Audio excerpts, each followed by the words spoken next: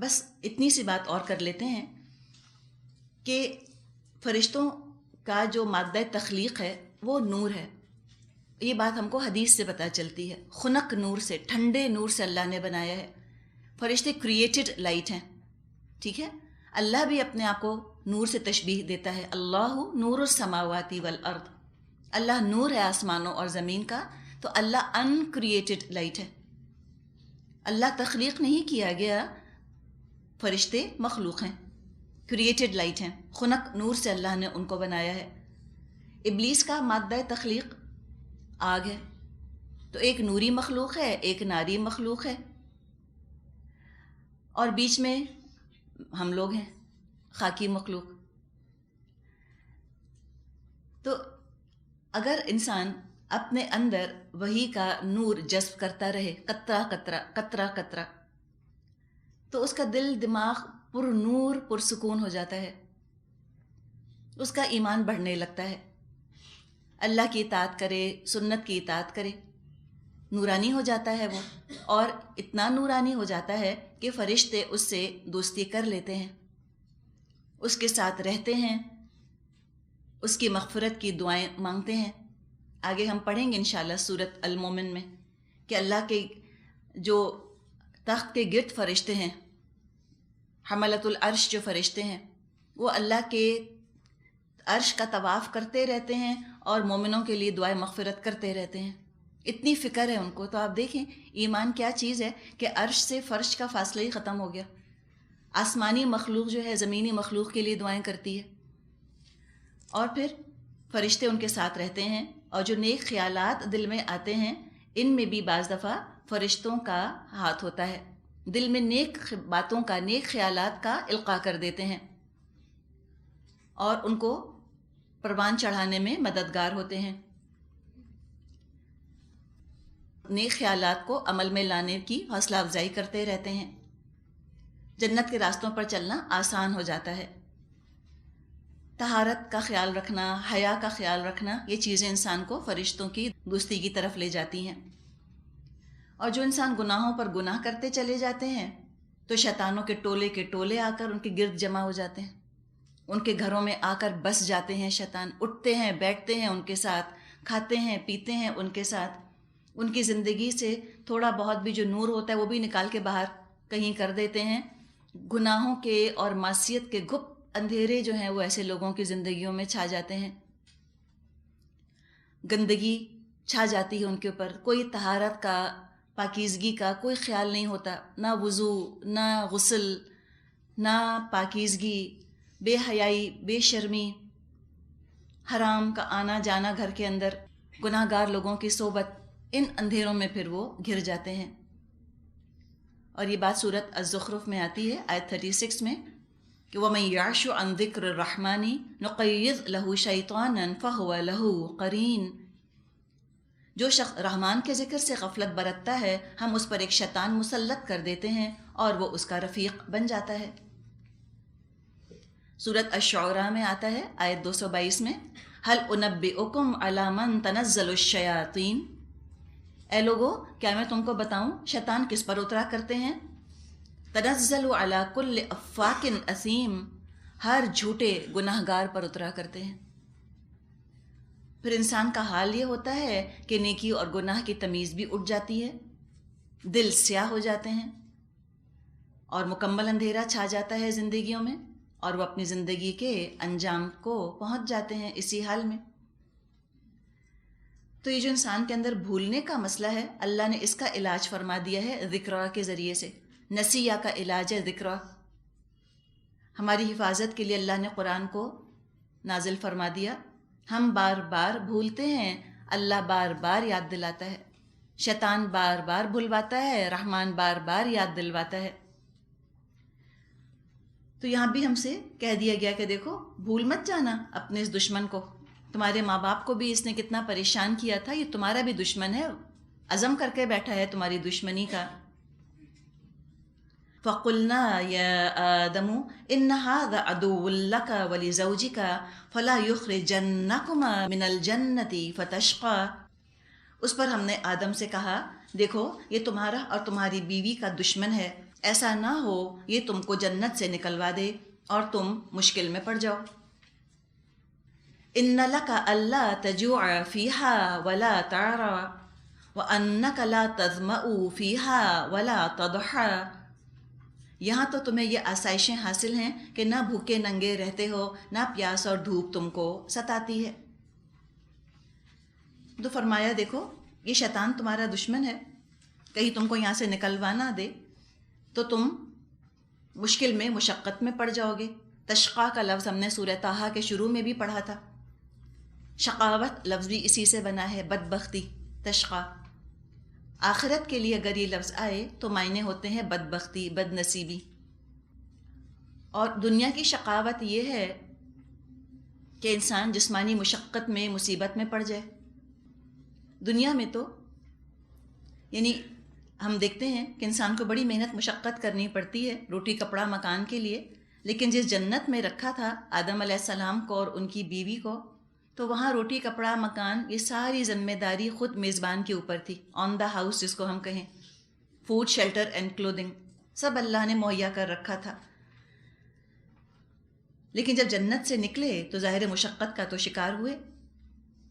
اب دیکھیں کہ ہر جگہ آدم علیہ السلام اور بی بی حوا دونوں کا ذکر آتا ہے نا، تثنیہ کا صیغہ استعمال کیا جاتا ہے. لیکن یہاں جنت سے نکلنے کے بعد جس تشقا کا ذکر آ رہا ہے، مشقت میں پڑنے کا، یہاں واحد کا صیغہ استعمال ہوا ہے. تشقیہ نہیں فرمایا کہ تم دونوں مشقت میں پڑ جاؤ. یعنی پتہ یہ چلا کہ روٹی کپڑا مکان کی جد و جہد کرنا یہ چیزیں مرد کی ذمہ داری ہے. مرد ان کے لیے بھاگ دوڑ کرے، مشقت کرے.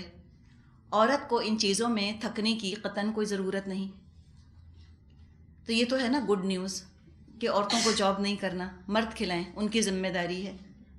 ایک بیڈ نیوز بھی ہے. بیڈ نیوز یہ ہے کہ بس یہی ذمہ داری ہے مرد کی. اس کے علاوہ اگر وہ کچھ اور کرتا ہے تو وہ اس کا احسان ہے، اس کا نیک سلوک ہے. اگر اس کے علاوہ وہ اور بیویوں کو مزید لگژریز پرووائڈ کرتا ہے یا کچھ اور چیزیں دیتا ہے یا کچھ اور خرچ کرتا ہے، وہ ان کے اوپر ویکیشن پہ لے کے جاتا ہے مثال کے طور پہ، یا زیور لا لا کر دیتا ہے، تو یہ سب اس کا احسان ہے. اس کو احسان ماننا چاہیے، واجب یا لازم نہیں ہے اس کے اوپر. اسی لیے شوہر کے ساتھ بیوی کو عزت کا معاملہ کرنا چاہیے، اس کا احسان مانے، اس کو خوش رکھنے کی کوشش کرے. اور اس میں کوئی بے عزتی نہیں ہے عورت کی کہ وہ شوہر کی شکر گزار رہے. یہ اعلیٰ ترین انسانی صفت ہے جو اللہ کو بے انتہا پسند ہے، اور وہ ہے شکر گزاری کی صفت، تھینک فلنس ہو انسان کے اندر. لیکن شیطان کیسے برداشت کر سکتا تھا کہ اس طرح انسان جو ہے وہ آرام سے رہے، ہاتھ پہ ہاتھ رکھے تو نہیں بیٹھا رہا. وہ کس طرح سے آیا، کس طرح سے بہکایا. فَوَسْوَسَ إِلَيْهِ الشَّيْطَانُ، لیکن شیطان نے اس کو پھسلایا. یہ ہا کی ضمیر کہاں جا رہی ہے؟ الیہ، مذکر کی ضمیر ہے نا. قال یا آدم هل ادلک علی شجرۃ الخلد وملک لا یبلی، کہنے لگا آدم بتاؤں تم کو وہ درخت جس سے ابدی زندگی اور لازوال سلطنت حاصل ہوتی ہے. شیطان وسوسے کی شکل میں آیا آدم علیہ السلام کے پاس، اوریجنل شکل میں تو نہیں آیا. آج بھی وہ انسانوں کے پاس، ہمارے پاس جو آتا ہے وسوسہ ہی ڈالتا ہے دل کے اندر. اسی لیے ہم اللہ کی پناہ مانگتے ہیں، من شر الوسواس الخناس، بار بار پلٹ کر آنے والے کے شر سے جو وسوسے ڈالتا ہے، اللہ اس سے ہم تیری پناہ حاصل کرتے ہیں. اور وسوسہ کس صورت میں ڈالا یہ بھی آپ دیکھیں. وسوسہ یہ نہیں ڈالا کہ اللہ تمہارا دشمن ہے، یہ جنت تو بیکار جگہ ہے. بے وقوف تھوڑی ہے شیطان، بہت تیز ہے، بہت عقل مند ہے. ہم کہتے ہیں نا give the dual his due, تو اس کو ڈیو دیں. ہے بہت ذہین لیکن عیار ہے نا عقل اس کی، ایول جینیس ہے وہ. وسوسہ ڈالا خواہشات کی شکل میں. دو چیزیں جس سے انسان خوف زدہ رہتا ہے اس کے علم میں تھیں. ایک انسان ڈرتا ہے موت سے، ایک ڈرتا ہے فقر سے، غریبی سے.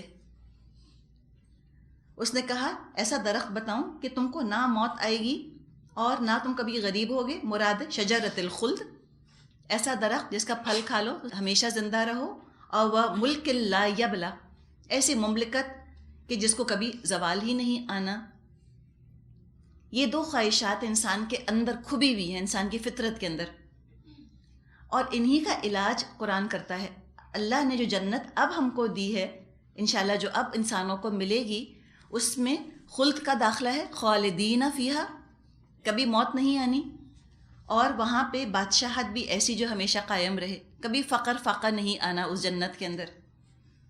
تو یوں سمجھیں کہ جو ہم کو انشاءاللہ تعالیٰ اس دنیا سے گزرنے کے بعد جو جنت ملے گی، اس کو ہم کہہ سکتے ہیں کہ جنت پلس ہے وہ، ٹھیک ہے، ایک درجہ زیادہ ہے۔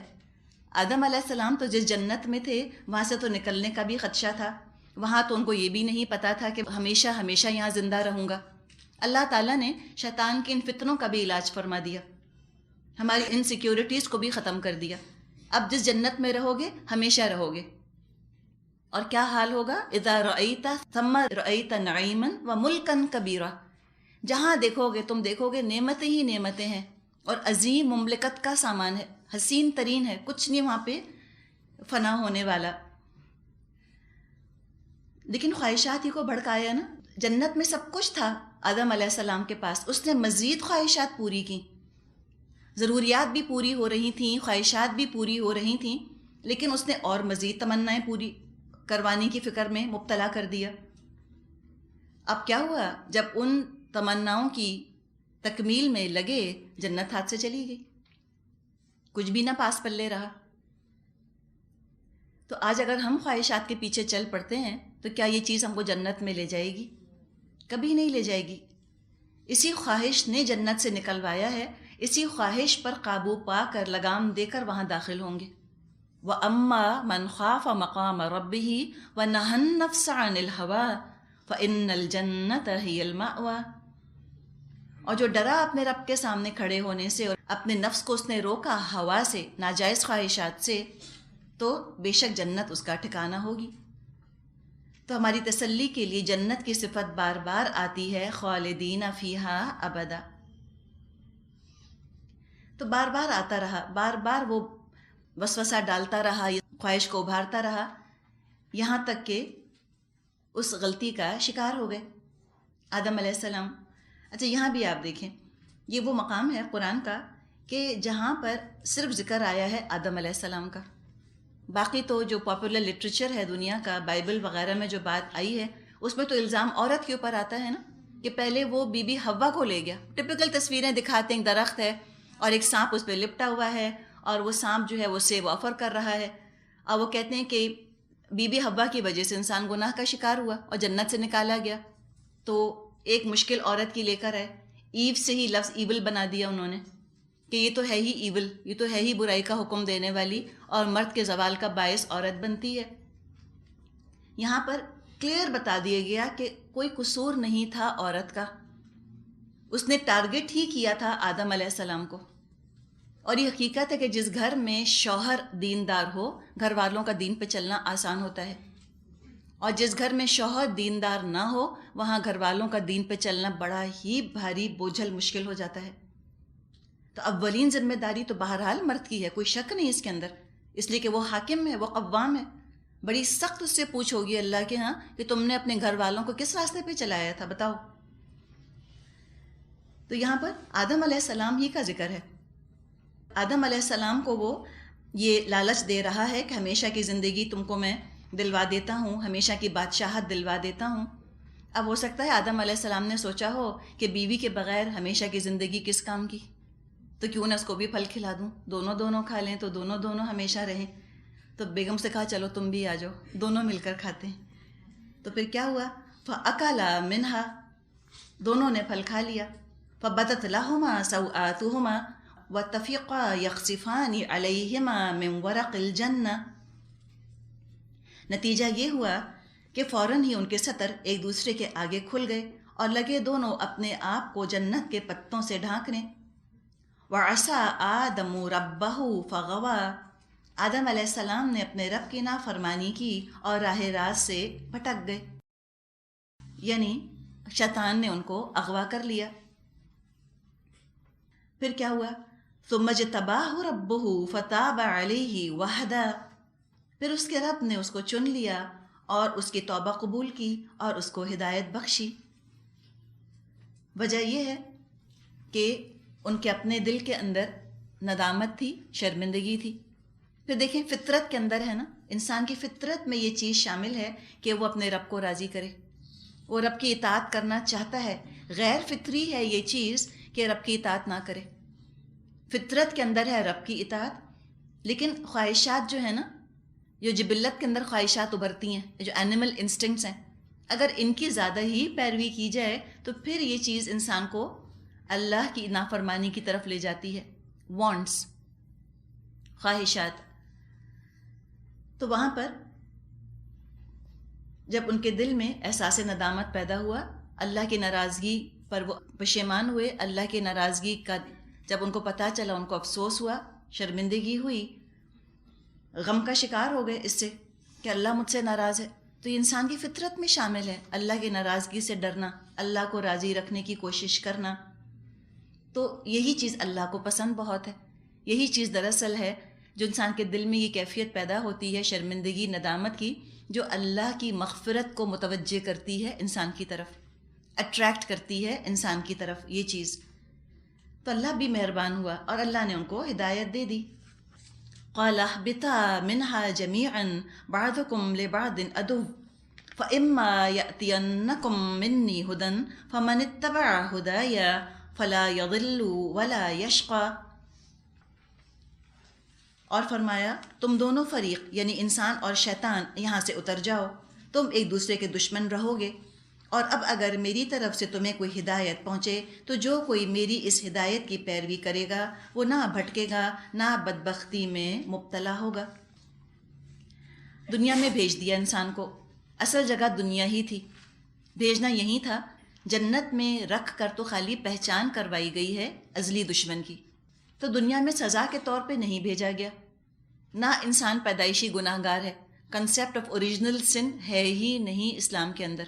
کرسچینٹی میں تصور یہ ہے کہ عورت جب بچہ پیدا کرتی ہے اور اس میں جو لیبر پینز اس کو ہوتے ہیں، درد ذیل اٹھاتی ہے، وہ اللہ کی طرف سے سزا ہے اس کے لیے. تو اب سوچیں نا کہ عورتوں کے اندر کتنی ریزنٹمنٹ پیدا ہو کہ ہم نے کیا قصور کیا کہ مجھ کو سزا مل رہی ہے. کوئی سزا نہیں. اسلام نے بتایا کہ عورت جو درد اٹھاتی ہے، ہر درد پر اس کو اللہ کی طرف سے اجر ملتا ہے. ایک گھونٹ بھی جو اپنے بچے کو وہ پلاتی ہے دودھ کا، ایک ایک گھونٹ پر اللہ اس کو اجر دیتا ہے. ماں کا تو اتنا رتبہ بلند کیا ہے. لیکن وہ یہ کہتے ہیں کہ نہیں، دراصل عورت کی وہ سزا ہے اور ہر انسان پیدائشی گناہ گار ہے. یہ بھی کوئی سمجھ میں نہ آنے والی بات ہے. گناہ کا احساس تو ہو، پتہ تو ہو کہ میں نے کیا تھا، میں نے کچھ کیا نہیں، مجھ کو یاد ہی کچھ نہیں، تو پھر میں کیسے گناہ گار. لیکن نہیں، نبی اکرم صلی اللہ علیہ وسلم نے فرمایا کہ کل مولود یولد علی الفطرہ، ہر بچہ جو ہے فطرت پر پیدا ہوتا ہے، پاک صاف ہوتا ہے گناہوں سے. اسی لیے حج کے بارے میں آتا ہے کہ جو حج کر کے لوٹتا ہے تو وہ ایسا ہو جاتا ہے، گناہوں سے ایسا پاک ہو جاتا ہے جیسے کہ آج ہی ماں کے پیٹ سے پیدا ہوا ہو. یعنی کہ پیدائش جو ہوتی ہے انسان کی، بچہ پیدا ہوتا ہے بالکل معصوم ہوتا ہے، بالکل بے گناہ ہوتا ہے، پاک صاف پیدا ہوتا ہے. تو اوریجنل سن کا کوئی تصور نہیں اسلام کے اندر. تو اللہ تعالیٰ نے فرمایا کہ دیکھو میری طرف سے تم کو ہدایات ملتی رہیں گی، اور جو ان ہدایت کی پیروی کرے گا نہ وہ گمراہ ہوگا نہ بدبخت ہوگا. تو دو علم، ایک ہے علم الابدان، ایک ہے علم الادیان، مٹیریل نالج اور اسپریچول نالج. انسین عالم الغیب کا علم وحی کے ذریعے سے دیا جاتا ہے. عالم الشہادہ کا علم بھی انسان حاصل کر سکتا ہے اپنی عقل کو استعمال کر کے. تو دنیا کا علم بھی انسان حاصل کرے، لیکن ساتھ ساتھ علم حاصل کرے اللہ کے نام سے. اقرأ باسم ربک الذی خلق، پڑھ اللہ کے نام سے، رب کے نام سے جس نے کہ تجھ کو پیدا کیا. ورنہ علم، مٹیریل نالج، مادی علم، اگر یہ اللہ کے نام سے کٹ جائے، سیکولر ہو جائے، لا خدا علم اگر ہو جائے، علم اگر ایتھیسٹ ہو جائے، اب یہ انسان کو بھٹکاتا بھی ہے، اس کی بدبختی کا باعث بھی بنتا ہے. آج ہم دیکھ رہے ہیں کہ علم زہر بن گیا ہے انسانوں کے لیے، انسانیت کا دشمن ہو گیا ہے علم. ترقی یافتہ ملکوں کو دیکھیں، 90%، 100% وہاں پر لٹریسی ریٹ ہے ان کا. لیکن اللہ کے ذکر سے منہ موڑا ہوا ہے. اس علم نے ان کو دنیا میں سوائے بدبختی کے اور کچھ نہیں دیا.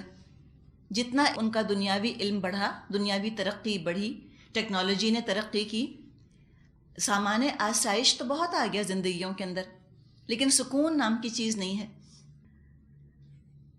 بعض دفعہ ہم یہ کہتے ہیں نا کہ ہمارے ملک میں جو بھی سارے مسائل ہیں وہ اس وجہ سے ہے کہ ناخواندگی بہت ہے، لٹریسی بہت ہے. تو شرح خواندگی آپ کو بتائیے بھی، وہاں تو 90%، 100% ہے. پھر وہاں لوگ اتنے اپسیٹ، اتنے پریشان کیوں ہیں؟ ان کی زندگیاں اتنی تنگ کیوں ہیں؟ گھروں کو جا کر دیکھیں، 2 لوگوں کی آپس میں نہیں بنتی، ماں اور بیٹی کی نہیں بنتی. کتا زیادہ پیارا ہوگا بچوں کو ماں باپ کے مقابلے میں. کتوں کو گود میں بٹھائیں گے، ان کے منہ دھوئیں گے، ان کو چاٹیں گے اور چومیں گے. اور ماں باپ پڑے ہوتے ہیں اولڈ ہومز کے اندر، وہاں انہوں نے قبرستان بنایا ہوا ہے پیٹس کا، جگہ جگہ قبرستان ہے. اور جس طرح وہ روتے دھوتے اپنی جانوروں کی قبروں پر آتے ہیں، انسان کو بعض دفعہ ہنسی آتی ہے، بعض دفعہ حیرت ہوتی ہے کہ کتنی دفعہ اپنی ماں کو انہوں نے یاد کیا ہوگا اس طرح سے. وہ زندہ پڑی ہے اولڈ ہوم کے اندر، وہاں جانے کی فرصت نہیں، اور کتے کی قبر کے اوپر پھول لے کر آ رہے ہیں اور وہاں بیٹھے ہیں اس کتے کی یاد میں. کس سطح کو گر گئے ہیں آپ دیکھیں، کہاں چلے گئے ہیں. جاہل تو نہیں ہیں، ان پڑھ تو نہیں ہیں، سارا علم ہے ان کے پاس. پھر ان کی خودکشی کیوں؟ طلاقیں کیوں؟ اتنی جرم، اتنی بربریت کیوں ہے؟ اتنی مار پیٹ کیوں ہے؟ کیوں وہاں پر گھر ٹوٹ رہے ہیں ان کے؟ کوئی نہ کوئی ریزن، کوئی نہ کوئی وجہ تو ہے. وجہ صرف کیا ہے؟ سکون نہیں ہے. اور سکون کہاں ملے گا؟ سکون تو ہے ہی اللہ کی یاد میں. اللہ کی یاد میں سکون ہے. الا بذکر اللہ تطمئن القلوب.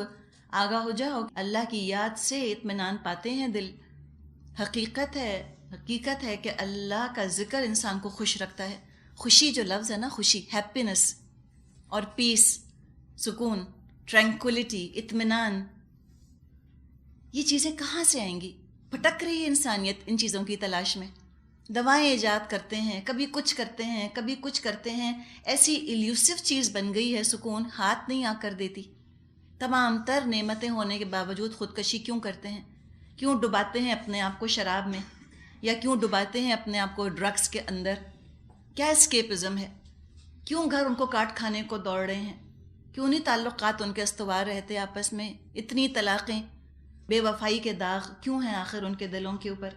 وجہ یہ ہے کہ انہوں نے اسی چیز کو چھوڑ دیا جو ان کے تمام غموں کا علاج تھی. شیطان نے اسی سے ایسا بدظن کیا ہے.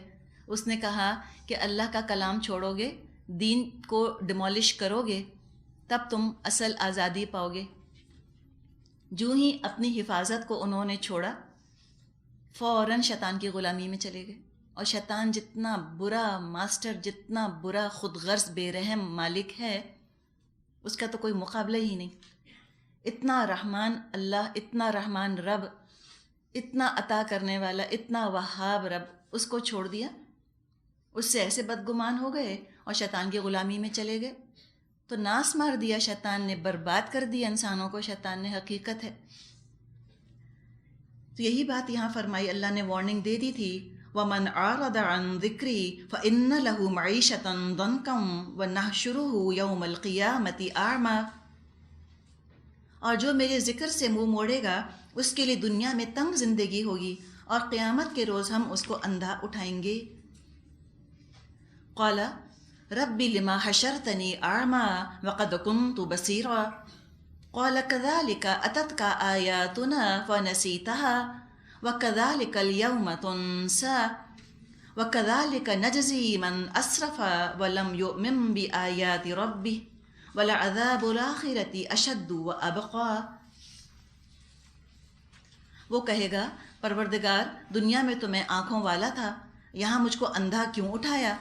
اللہ فرمائے گا، ہاں اسی طرح تو ہماری آیات کو جب وہ تیرے پاس آئی تھیں تو نے بلا دیا تھا، اسی طرح آج تو بلایا جا رہا ہے. اس طرح ہم حد سے گزرنے والے اور اپنے رب کی آیات نہ ماننے والوں کو بدلہ دیتے ہیں، اور آخرت کا عذاب زیادہ سخت اور زیادہ دیر پا ہے. اللہ تعالی ہمیں اپنی پناہ میں رکھے کہ ایسے ہم دنیا کے دھوکے میں، اس کے دجل میں ہم آ جائیں. جتنا علم دنیا کا بڑھا، اس سے انسان نہ زیادہ انسانیت دوست ہوئے، نہ ان کے اندر وقار آیا، نہ ان کے اندر قرار آیا، نہ انسانوں میں حکمت آئی، نہ ڈگنیٹی، نہ میچورٹی، نہ ہیومینٹی۔ اس مٹیریل علم نے ایسا مٹیریلسٹک بنایا، ان ہیومن ہو کے رہ گئے، اپنا ہیومن ایلیمنٹ ہی بھول گئے کہ ہم انسان ہیں۔ انسان ہی سب سے زیادہ برے لگنے لگ گئے، رشتہ دار ہی سب سے زیادہ برے لگنے لگ گئے، ان پر خرچ کرنا نقصان، سارا سمیٹ کے اپنی ذات پر بس خرچ کر لیا۔ جب تعلقات توڑے اب بہت پچھتائے، تنہائی کاٹ کھانے کو دوڑتی تھی، اب جانوروں سے دوستی کرنا شروع کی، اب مشینوں کے سامنے بیٹھ کے بات چیت شروع کی، فیس لیس مشینز، کمپیوٹر کے سامنے بیٹھ کے اب چیٹنگ ہو رہی ہے۔ کس سے ہو رہی ہے اللہ بہتر جانتا ہے کون۔ تنہائی کوئی عذاب ہے؟ بہت بڑا عذاب ہے کہ کوئی آنسو پوچھنے والا نہ ہو، کوئی ساتھ مل کر کوئی چیز شیئر کرنے والا نہ ہو، کوئی خوشی کی خبر سن کر خوش ہونے والا نہ ہو۔ کیا زندگیاں بنا لی انہوں نے اپنی۔ مشینوں کے اندر کم از کم حس تو نہیں ہوتی نا، دکھی تو نہیں ہوتی مشینیں۔ انسان اپنے آپ کو جب مشین بناتا ہے بہت ہی اپنا نقصان کرتا ہے۔ پڑھ پڑھ کر، علم حاصل کر کر کے چاند پہ تو پہنچ گئے، مادی اشیاء تو بہت جمع کر لیں، گھر بھر لیے، لیکن خوش نہیں ہیں۔ سوچا تھا کہ بہت چین سے رہیں گے، لیکن کمرہ ٹھنڈا ہونے سے کوئی دل تو ٹھنڈے نہیں ہو جاتے۔ بستر ہو سکتا ہے بہت آرام دہ ہو، لیکن زندگیاں تو کمفرٹیبل نہیں ہوتی آرام دہ بستروں کی اور نرم نرم گدوں کی وجہ سے۔ 18 گھنٹے جاب پہ لگاتے ہیں، لیکن کماتے ہیں، مگر جس چیز کے لیے کماتے ہیں وہ چیز نہیں ہاتھ آتی۔ اتنی ایلیوسو ہے نا دنیا، یہ ہے نا افسوس ان کے حال کے اوپر، اس قدر افسوس ہے۔ اتنا کماتے ہیں کیوں؟ وائی؟ کیا حاصل ہو رہا ہے؟ سوچ رہے تھے بہت خوش رہیں گے۔ بازار جو ہیں وہ چھت سے لے کے زمین تک اٹے ہوئے ہیں، بھرے ہوئے ہیں چیزوں سے، خرید کے گھر کے اندر ڈھیر لگا لیے چیزوں کے۔ کیا ملا سوائے حسرتوں کے؟ اور کیا ملا سوائے مزید ہرس کے، مزید لالچ کے، اور مزید ان چیزوں کے اندر کمپٹیشن؟ اسراف ہی اسراف ہے۔ اتنی زیادہ جو ہے وہ اسٹنٹیشس زندگیاں ہو گئی ہیں، اتنی ایکسٹراویگنٹ لائف سٹائلز ہو گئے ہیں، لیکن دیکھیں ہے کیا؟ گھروں کے اندر کوئی سکون نہیں ملتا، قناعت نہیں ہے، ہرس ہی ہرس ہے، اور ہرس سے بڑا عذاب کوئی نہیں۔ ایک چیز خریدیں پھر اور چیز، پھر خریدیں پھر دوسری، پھر خریدیں پھر تیسری، اینڈ لیس اپرچونٹیز۔ اور وہ تو کہتے ہیں کہ جتنا زیادہ خریدو اتنا اور خرید سکتے ہو۔ سارا ہماری آج کل اکانومی اسی پہ چلتی ہے نا، کریڈٹ کارڈ وغیرہ میں کیا ہے؟ وہ جو کہتے ہیں کہ 30 روپے کی بچت مثال کے طور پہ، تو آپ 100 روپے خرچ کریں گے تو 30 روپے بچائیں گے، تو آپ سے 100 روپے خرچ کروا کر سمجھے کہ ایک نہ نظر آنے والے 30 روپے آپ سے بچوا لیتے ہیں۔ ہائپوتھیکل چیز ہے نا۔ اصل چیز کیا ہے کہ انسان 100 روپے بھی کیوں خرچ کرے، لیکن 100 روپے خرچ کروائے کس لالچ میں کہ تم نے 30 بچائے۔ تو یہ دیکھیں انسانیت کو دھوکہ، بے تحاشا خرچ کرواتے ہیں اور کہتے ہیں بہت زیادہ بچت ہو رہی ہے۔ وہ کہتے ہیں جتنا زیادہ خرچ کرو گے اتنا زیادہ بچاؤ گے، شاپ ٹل یو ڈراپ۔ اتنی شاپنگ کرو کہ بے ہوشی ہونے لگ جاؤ۔ Compulsive shoppers. اور خوشی کا معیار یہ بتایا اشتہاروں میں، جو جتنا خریدتا ہے وہ اتنا خوش ہوتا ہے، اس کا منہ کھلا ہوا ہے، باچیں کھلی ہیں، آنکھوں میں چمک ہے، منہ پر لالچ ہے، اور دیکھ رہے ہیں چیزوں کو آنکھیں پھاڑ پھاڑ کے، اور بتایا جو جتنا خریدے گا اتنا ہی خوش ہوگا۔ اور آپ ذرا کچھ خرید کے تو لائیں، خوشی آتی ہے ساتھ۔ زیادہ پیسے تو نہیں دے دیے، اس نے کم تو نہیں ناپ دیا، کسی اور کے پاس تو ایسا نہیں ہو جائے گا، پتہ نہیں کوالٹی کیسی ہے، جینوئن ہے بھی کہ نہیں ہے، جیپنیز کہا تھا کورین تو نہیں دے دیا۔ 10 مسائل ہیں چیزیں لے کر آنے میں۔ تو قناعت ختم، ہرس اتنی بڑھ گئی۔ گھر آتے ہیں لوگ، بچوں کی نافرمانی کا، بدتمیزی کا عذاب ہے، اس لیے کہ بچوں کو وقت ہی نہ دیا۔ سمجھا کہ ان کو اچھا کھلا کر، اچھا پہنا کر، ان پر پیسہ جتنا خرچ کریں گے اتنے اچھے ہوں گے۔ پیسہ نہیں تربیت کر سکتا۔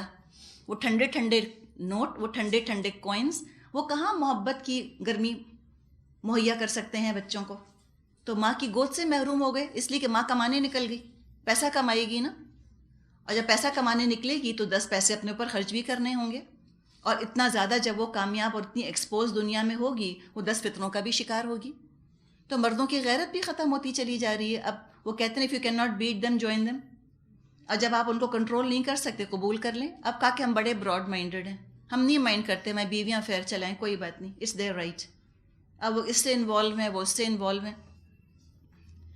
یہ جو ابارشنز ہوتے ہیں, ابارشنز بعض دفعہ اس لیے بھی ہوتے ہیں نا کہ بچہ نہیں چاہیے. مثال کے طور پہ چلیے شادی شدہ ایک جوڑا ہے, وہ تو جو کرتا ہے وہ کرتا ہے, اپنے آپس کی مرضی سے وہ ابارشن کروا لیتے ہیں میاں بیوی. بہت سے ابارشنز ہوتے ہیں اس لیے کہ غیر شادی شدہ لڑکی ہے, نعوذ باللہ وہ حاملہ ہو گئی. جتنی غیر شادی شدہ لڑکیاں حاملہ ہوتی ہیں, یعنی کہ پری میرٹل افیئرس کی وجہ سے حاملہ ہوتی ہیں, اس سے زیادہ ایکسٹرا میرٹل افیئرس کی وجہ سے حاملہ ہوتی ہیں.